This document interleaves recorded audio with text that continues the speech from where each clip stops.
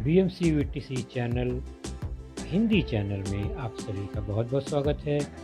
इस वीडियो को देखने के बाद आप लोगों के लिए इसके डिस्क्रिप्शन बॉक्स में कुछ आसान से प्रश्न दिए गए हैं जो कि इस वीडियो से संबंधित हैं। उन्हें हल करने का प्रयास ज़रूर कीजिए और फिर वीडियो देखने के बाद उसमें एक छोटा सा डिस्क्रिप्शन बॉक्स में छोटा सा गूगल फॉर्म भी है, उसे ज़रूर भरें। अपने सुझाव अपनी राय को उसमें ज़रूर भरें ताकि हम वीडियो को और इम्प्रूव कर सकें। और अंत में इस चैनल को अगर आपने सब्सक्राइब नहीं किया है तो ज़रूर सब्सक्राइब कीजिए ताकि आपको नए नए आने वाले वीडियो की सूचना मिलती रहे। तो चलिए देखते हैं अपना वीडियो।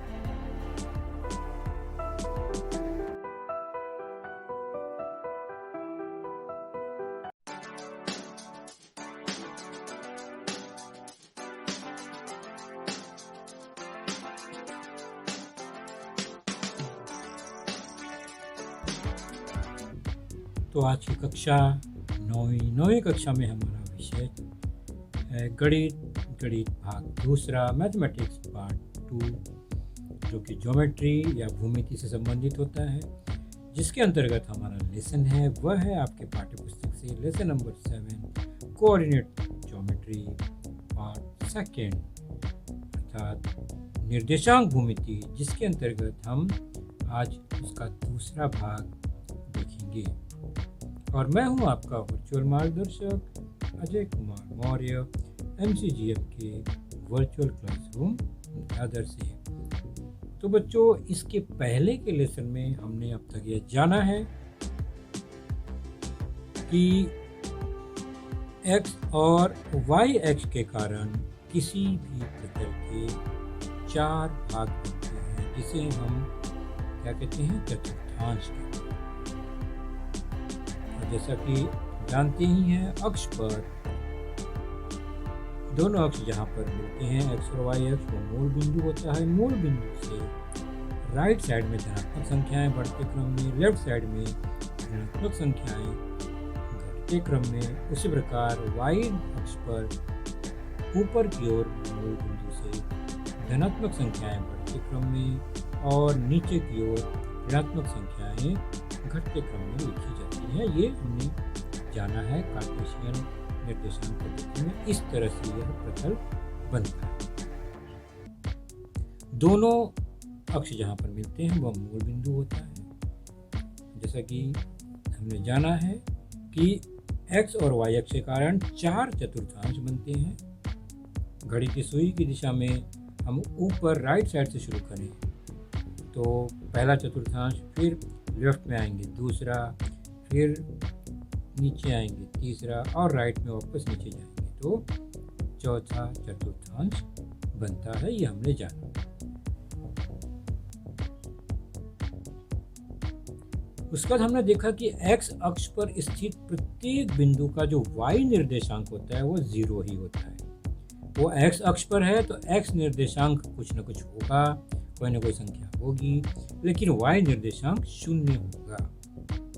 और y अक्ष पर स्थित प्रत्येक बिंदु का x निर्देशांक 0 होता है। मतलब y अक्ष पर कोई बिंदु है तो उसका y निर्देशांक तो होगा ही होगा, लेकिन x निर्देशांक हमेशा 0 होगा।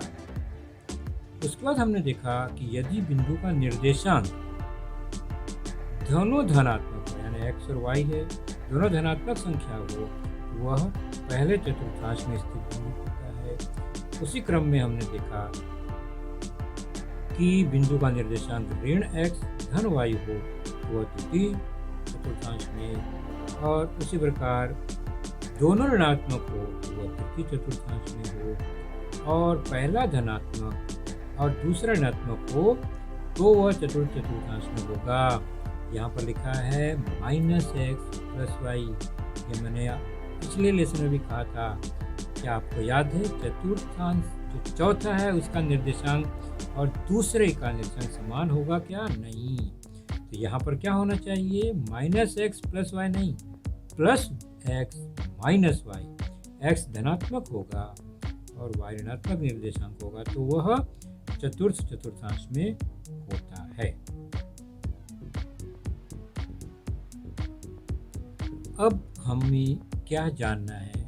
हमने चतुर्थांश जान लिया, हमने संख्या रेखाएं देख ली, हमने आलेख देख लिया हमने।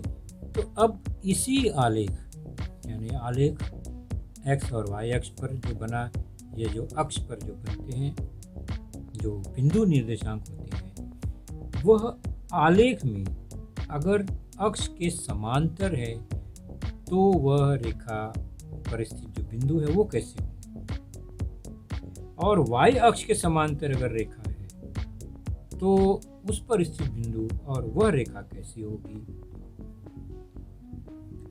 उस प्रकार अगर रेखीय समीकरण है, कोई दो चरांकों वाला रेखीय समीकरण हमने पढ़ा है, लीनियर इक्वेशन, अगर उस समीकरण का कोई रेखा है तो वह आलेख में कैसे दर्शाया जाएगा वो हम जानेंगे। तो इन सब के लिए हमें आलेख कागज का उपयोग करना होगा ताकि हम आसानी से बिंदु के निर्देशांक पहचान सकें, क्योंकि आलेख में आड़ी और खड़ी रेखाएं पहले से खींची होती हैं, तो हमें उसे पॉइंट आउट करना आसान है। जैसा कि आप जानते हैं, अलग अलग रंग के आलेख पेपर मिलते हैं, सब में एक ही गुणधर्म मिलता है कि 1-1 सेंटीमीटर पर बनी हुई मोटी रेखाएं, उसके बीच में 10-10 मिलीमीटर की होती हैं छोटी रेखाएं, यानी बारीक बारीक रेखाएं जो कि 1-1 मिलीमीटर दर्शाती हैं हर 1 सेंटीमीटर के बीच में, और एकदम मध्य दोनों सेंटीमीटर के बीच में एक मध्य रेखा है, थोड़ी सी मोटी होती है।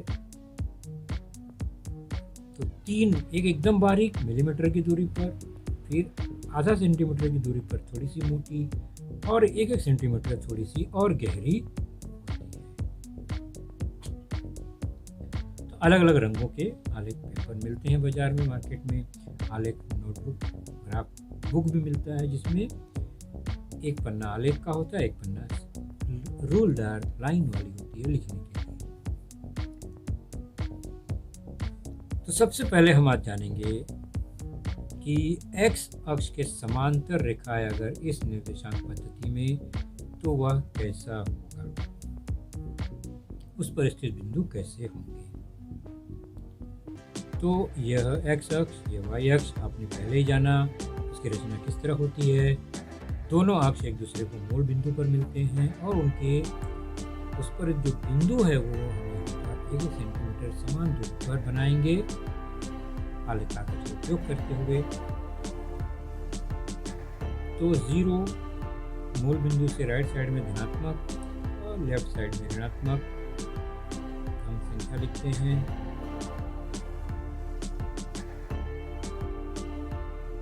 तो यह हर बार नहीं बताया जाएगा, आपने एक बार देखा है। मूल बिंदु से 1, 2, 3, 4 राइट साइड में बढ़ते क्रम में और लेफ्ट साइड में घटते क्रम में संख्याएं -1, -2, -3 लिखी है।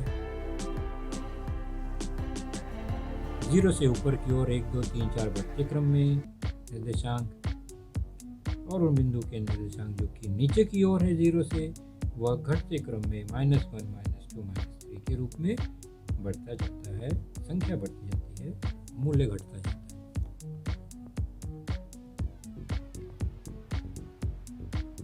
अब हम कुछ बिंदु लेते हैं और उसके निर्देशांक को स्थापित करते हैं। बिंदु को कैसे स्थापित करना ये हमने पिछले लेसन में देखा है। अगर आप भूल रहे होंगे तो आप अपना पिछला लेसन है निर्देशांक भूमिति का भाग पहला, उसके अंदर यह बताया गया है किस तरह से आलेख इस पद्धति में बिंदु के निर्देशांक स्थापित किए जाते हैं। A5, 4 मतलब ए का एक्स निर्देशांक 5 है तो 5 पे एक खड़ी लाइन हमने खींची। वाई निर्देशांक 4 है तो वाई अक्ष पर भी एक लंबवत रेखा खींची हमने 4 से जाती हुई। वो दोनों जहाँ पर मिलेंगे वही वह बिंदु है जो कि ए को दर्शाएगा 5, 4, एक्स निर्देशांक 5, वाई निर्देशांक 4। तो इस तरह से हर बिंदु को दर्शाया, ए को दर्शाया हमने। इसी प्रकार दूसरी बिंदु है बी 2, 4, वो कहाँ होगी, तो x2, y4, इस तरह से हमने यहाँ बना दिया, उसका निर्देशांक भी लिख दिया। तीसरा बिंदु है C, -2 4 -2 4 मतलब ऋण 2 x निर्देशांक उसका तो ऋणात्मक दिशा की ओर हो गया और 4 y वहाँ पर हमने निशान लगा दिया तो c -2 4 तो आलेख पेपर में बनी हुई जो रेखाएं हैं उसका उपयोग करते हुए हमने तुरंत वह बिंदु बना लिया C -2 4। उसी प्रकार एक बिंदु और देख लेते हैं -4 4 तो ऋण 4 x निर्देशांक और धन 4y वह भी बना दिया हमने आलेख कागज की इस रेखा के उपयोग से। नाम दे दिया उसका D। तो A B C D हमने 4 बिंदु बनाए।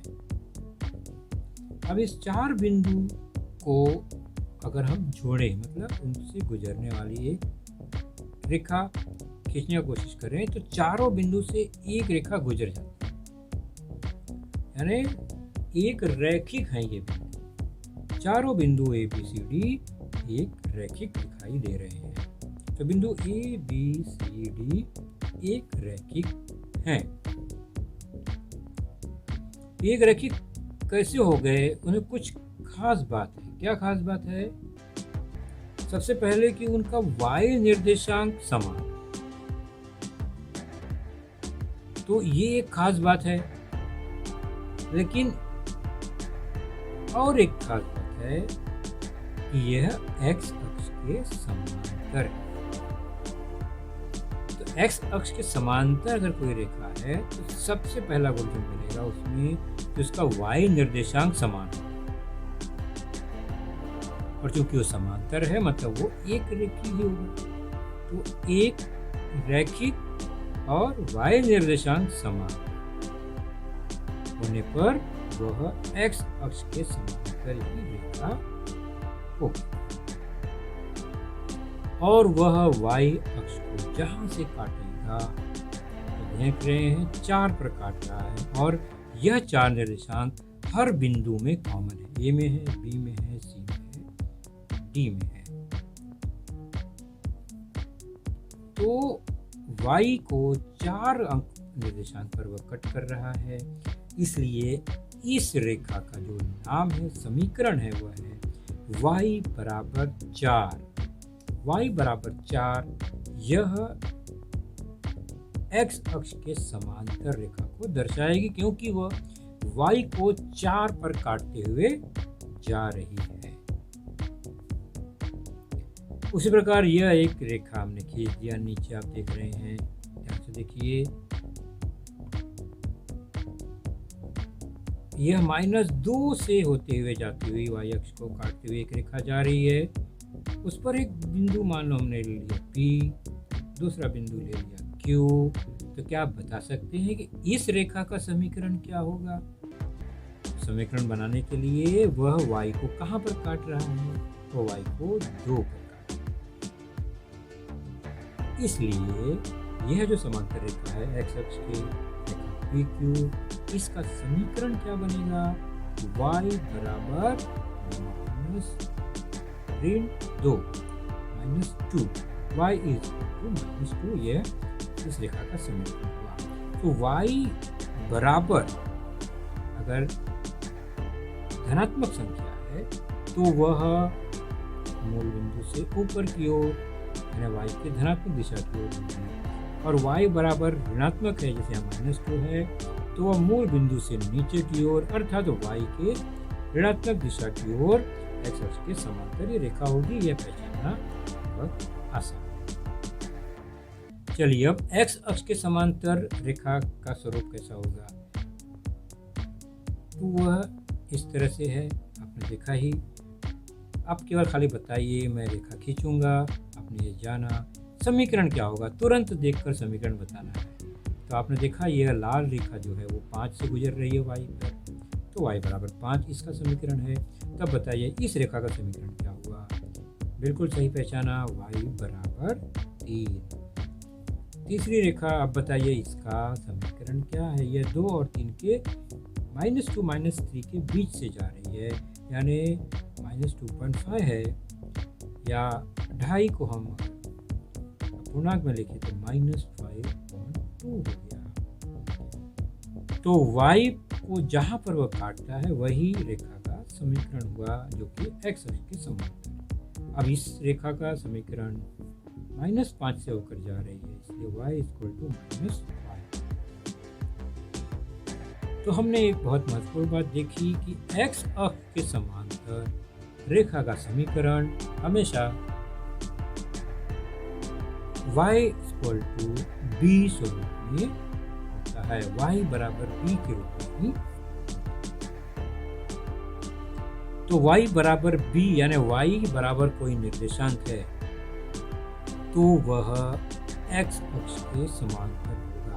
अगर वो धन के रूप में है, y = +b है, तो x अक्ष के ऊपर की ओर होगा, और y = -b है तो x अक्ष के नीचे की ओर होगा। यह पहचानना आसान है। अब हम चलते हैं दूसरी अक्ष जो है y अक्ष, उससे संबंधित कुछ गुणधर्म लेने पर। चलिए कुछ बिंदु हैं, पहले उसको हम प्रतिस्थापित करते हैं। p-4 3, तो p-4 और 3y जो है 3 है। दोनों कहाँ पर मिलते हैं? तो दोनों मिलते हैं यहाँ पर, आप देख रहे हैं आकृति में। उसको हमने नाम दे दिया p, और वह -4 3 हुआ, क्योंकि x निर्देशांक ऋण 4, y निर्देशांक धन 3 है। उसी प्रकार दूसरा बिंदु अब लेते हैं q-4 0, x -4 होगा, 0 है मतलब वह x अक्ष पर ही होगा। उसका नाम q-4 दे देते हैं। उसके बाद तीसरा एक बिंदु लेते हैं s-4 -2, x -4 -2 है अगर, तो x अक्ष पर -4 और y -2 नीचे की ओर। यह बिंदु बन गया S, आप आकृति में देख रहे हैं आलेख पर, s-4 -2। चौथा बिंदु लेते हैं u-4 -3, तो x -4 और y -3। अब इन बिंदुओं को मिलाने वाला एक रेखा खींचने का प्रयास करते हैं, PQSU को। तो हम जोड़ते हैं तो यह जुड़ गया, और देखते हैं तो यह y अक्ष के समांतर है। क्या खास गुणधर्म मिल रहा है इसमें? सबसे गुणधर्म क्या है खास कि y अक्ष के समांतर है तो उसका जो x निर्देशांक है वह समान, और समांतर है वो एक रेखी की हुआ, x निर्देशांक समान हो गया सभी के। और जब x निर्देशांक समान है तो वो y अक्ष के समांतर होता है। तो इसी तरह से रेखा PU y अक्ष के समांतर है, क्योंकि उसके x निर्देशांक -4 है, एक ही है समान। और इसका समीकरण क्या होगा? अगर रेखा y अक्ष के समांतर है तो उसका समीकरण x बराबर, क्योंकि वो x पर कहीं ना कहीं काटेगा, और जहाँ पर वह काटेगा वही निर्देशांक रेखा का समीकरण बन जाएगा। और -4 यहाँ पर दिख रहा है, जो कि हर बिंदु के लिए कॉमन है, इसलिए PU का समीकरण -4 है। अब बताइए इस रेखा का समीकरण क्या होगा, जो कि 3 से होकर जा रही है x पर, तो +3 है।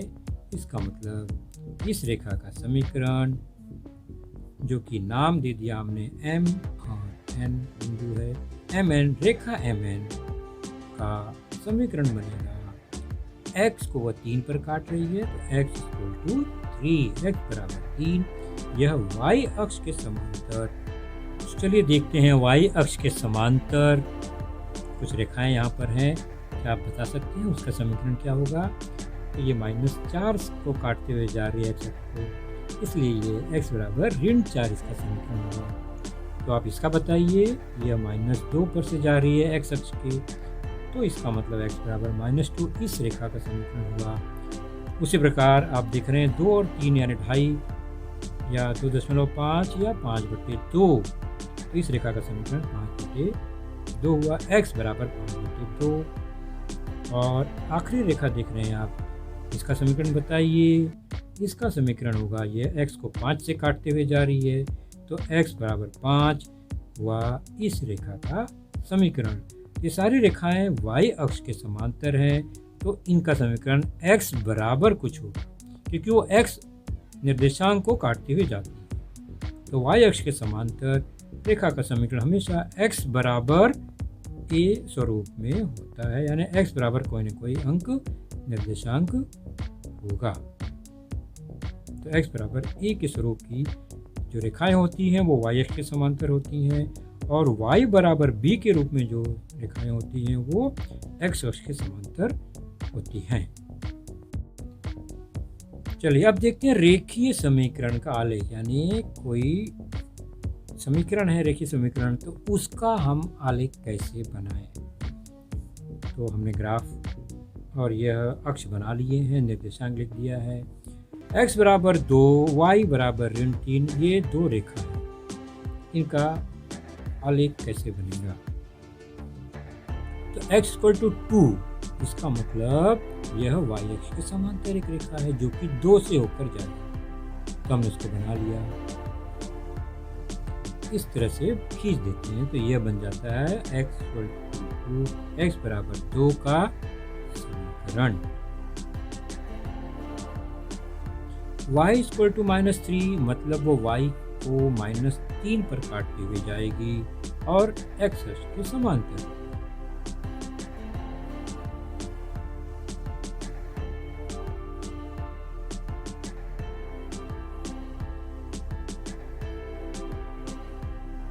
तो y बराबर -3, इस तरह से यह बना,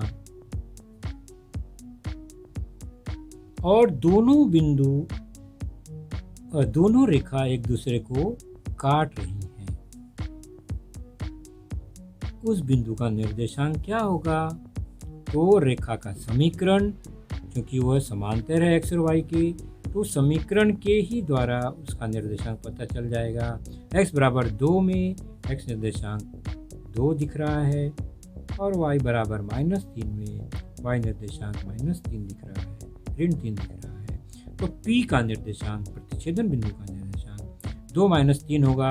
तो P x बराबर 2 रेखा पर भी है, P y बराबर ऋण 3 रेखा पर भी है, दोनों पर यह बिंदु है P 2 - 3।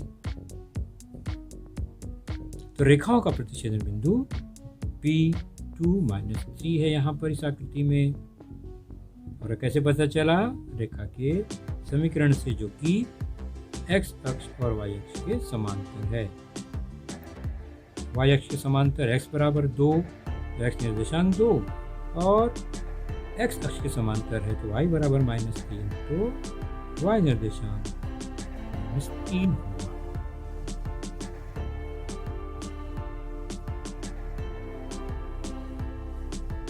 तो ये देखिए, हमने अक्षों के समांतर अगर रेखा है तो कैसे हमने इसको बनाया। लेकिन हर रेखा समांतर ही होगी ऐसा जरूरी तो नहीं है, कोई सामान्य रूप जो हो सकता है जो क्रॉस जा सकती है। तो सामान्य स्वरूप में रेखीय समीकरण का आलेख कैसे होगा। सामान्य स्वरूप में वहाँ पर दो चरांक दिखेंगे, x और y दिखेंगे। एक ही चरांक दिखेगा तब इसका मतलब हुआ वह किसी अक्ष के समांतर है। दोनों चरांक दिखाई देंगे x और y, इसका मतलब वह समांतर न होकर कहीं न कहीं प्रतिच्छेदित करते हुए जाएगी रेखाओं को, अक्षों को। तो 2x - y + 1 = 0, यह दो चरांकों वाला सामान्य स्वरूप का रेखीय समीकरण है। इस समीकरण का आलेख बनाइए। ध्यान से देखेंगे समीकरण का आलेख कैसे बनता है। पेज नंबर 97 पर यह दिया गया है, फिर भी हम समझेंगे। पहले सबसे पहले करेंगे क्या, जो समीकरण है उसको y बराबर के रूप में लिखते हैं, यानी एक तरफ y और बाकी सारा राइट साइड में दूसरे पक्ष में चले जाता है।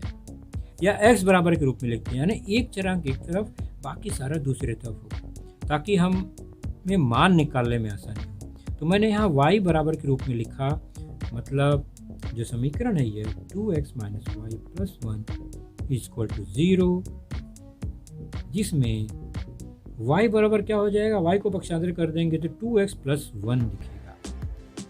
तो 2x + 1 यह एक समीकरण बन गया। हमने ये क्यों बनाया, ताकि x का अलग अलग मान रखेंगे तो y का मान अपने आप पता चल जाएगा। तो x के अलग अलग मान रखने पर y के मान मिलेंगे अलग अलग। जैसे अगर x बराबर में 0 रखूं उस समीकरण में तो क्या होगा, y बराबर क्या हो जाएगा, 2x है ना वहाँ पर, 2x के बदले 0 हो जाएगा, x 0 है तो हो जाएगा y बराबर 0 + 1। इसका मतलब हमें मिला y बराबर 1। तो x 0 रखा तो y क्या मिला, 0, एक जोड़ी मिली है। तो ये y बराबर 2x + 2x धन 1 लिखने का कारण यही है ताकि हमें x और y अलग अलग मान मिले, जोड़ी मिले। तो एक बार x 0 रखा तो y 1 मिला। इसी क्रम में हम क्या करेंगे, x का मान बदल कर y के मान निकालेंगे। माना x बराबर 1 रखा हमने समीकरण में, आप तो जो समीकरण है y बराबर 2x धन 1 वो क्या बन जाएगा, तो वह बन जाएगा y बराबर 2x मतलब 2 गुणे x, x 1 रखा है हमने माना अभी, तो 2 गुणे 1 तो 1 कम 2 धन 1, अर्थात हमें मिला y बराबर 3। तो x बराबर 1 रखने पर हमें y बराबर 3 मिला। यह एक दूसरी जोड़ी मिली, x 1 तो y 3। इसी क्रम में अभी हमें ये 2 जोड़ी तो मिल गई और 2 लेते हैं। x बराबर 2 रखने पर हमें y क्या मिलेगा, चलिए चेक करते हैं। तो y बराबर 2x है, 2 गुणे 2 हो जाएगा यानी 4, x का मान 2 है 2 धन 1, मतलब y बराबर क्या हुआ यहाँ पर 5। तो x अगर 2 है तो y 5 मिला। चौथा बिंदु, x का मान अगर हम ऋण 1 ले लेते हैं मान लीजिए तो क्या मिलेगा, तो हमारा जो समीकरण है वह बन जाएगा y बराबर 2x 2 गुणे ऋण 1 ऋण 2 धन 1, तो y बराबर ऋण 1 हुआ। तो x बराबर ऋण 1 हुआ तो y बराबर भी ऋण 1 ही आया। तो हमने 4 जोड़ियां यानी 4 बिंदु प्राप्त किए हैं। इसको क्या करेंगे, इसको हम क्या एक सारणी के रूप में लिख लेते हैं कि x क्या था तो y क्या मिला। तो हम एक तरफ x y और x y को मिलाकर जोड़ी बनाएंगे, x, y। पहले हमने x क्या लिया 0, फिर y क्या मिला 1, है ना। तो ऐसे ही हमने 4 बिंदु लिए, 4 जोड़ी लिए, 4 मान लेकर x के 4 y के मान ज्ञात किए, इसलिए हम सारणी बनाते हैं। सबसे पहले x 0 लिया तो y क्या मिला, y 1 मिला। तो क्रमिक जोड़ी बन गई 0 1, x को पहले y को बाद में। दूसरी बार हमने लिया x 2 तो y 5 मिला, जोड़ी बनी 2 5। तीसरी बार हमने x 1 लिया तो y 3 मिला, तो x y जोड़ी बन गई 1 3। और आखिर में हमने x -1 लिया तो y -1 ही बना, -1 यह जोड़ी बनी। अब ये जो नीचे x y दिख रहा है इसी को एक बिंदु मानकर हम इन 4 बिंदुओं को आलेख पर दर्शाएंगे। कैसे दर्शाएंगे, आलेख पेपर पर हमने बना लिया अक्ष दोनों, और अब शुरू करते हैं। पहला बिंदु है 0 1, तो 0 1 मतलब यह बिंदु जो है y अक्ष पर होगा 1। फिर 2 5, इसको नाम दे दिया 0 1 2 5। दूसरा बिंदु 2 5 है तो x 2 और y 5, तो कहाँ बना, देख रहे हैं कहाँ बना, आकृति में यहाँ 2 5। तीसरा बिंदु, हमें बिंदु तो दर्शाने आ ही गया है, 1 3, 1 x निर्देशांक 3 y निर्देशांक, तो यह बिंदु कहाँ बना, इस तरह।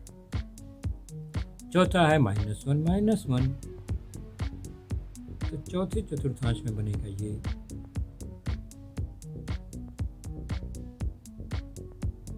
अब चारों बिंदुओं को जोड़ने का प्रयास करते हैं। क्या जुड़ेंगे?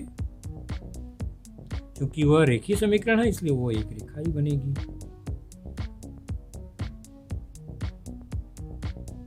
इस तरह से यह आलेख हमने खींच दिया और इसका नाम क्या रखेंगे? जो कि समीकरण था। समीकरण क्या था? 2x - y + 1 = 0।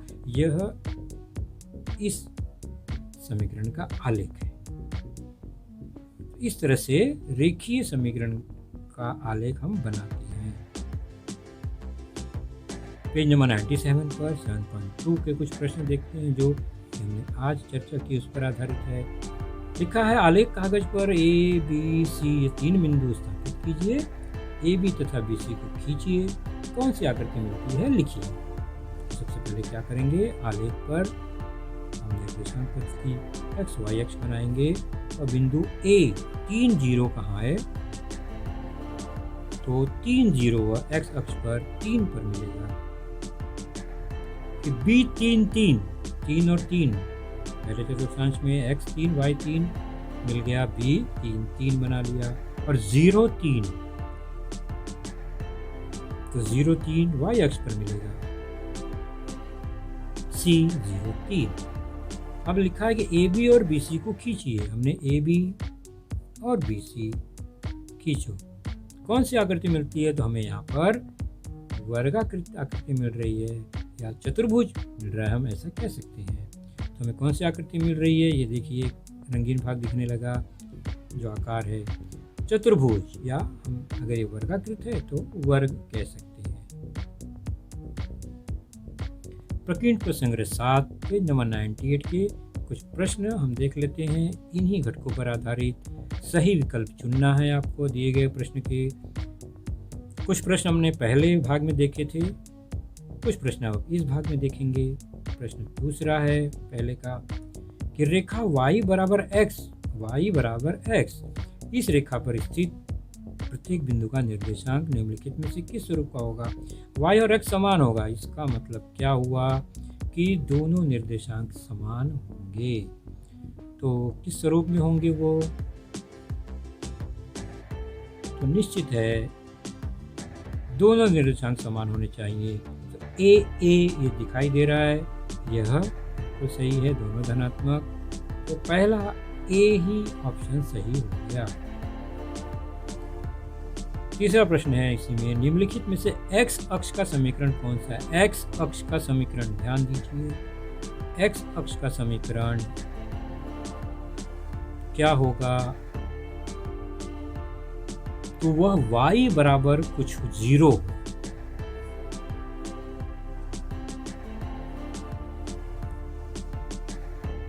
तो y बराबर 0 बी ऑप्शन। तो यहाँ पर बी आ गया।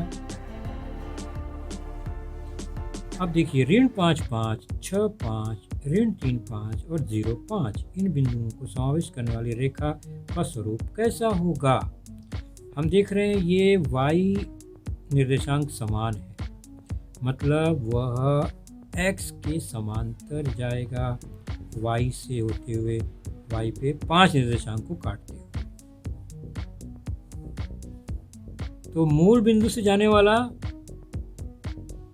नहीं, y अक्ष के समांतर या x अक्ष के समांतर या इनमें से कोई नहीं। तो वे y अक्ष को 5 पे काट रहा है, मतलब ये x अक्ष के समांतर जाएगा। तो ऑप्शन कौन सा सही होगा?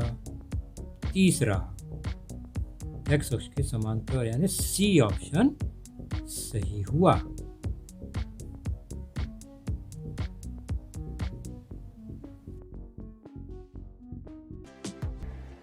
तो बच्चों, आपने देखा आज का लेसन, उसके प्रमुख मुद्दों को ध्यान से बार बार दोबारा देखकर समझने का प्रयास कीजिए, क्योंकि एक बार देखने पर किसी को भी वो पूरा मुद्दा समझ में नहीं आता। तो जैसे ही हम 2 बार 3 बार देखेंगे तो हमें वह समझ में आने लगेगा। और इसके आगे की जानकारी जो होगी बच्चों, वह निश्चित ही हमारे अगले वीडियो में होगी। तो उस वीडियो को देखने के लिए उसकी सूचना प्राप्त करने के लिए जो नीचे सब्सक्राइब का बटन होता है उसे ज़रूर प्रेस कीजिए और नोटिफिकेशन ऑन रखिए, ताकि जैसे ही हमारा लेसन चैनल पर डाला जाएगा आपको वह तुरंत प्राप्त होगा। तो अपना ख्याल रखिए, सुरक्षित रहिए। Thank you.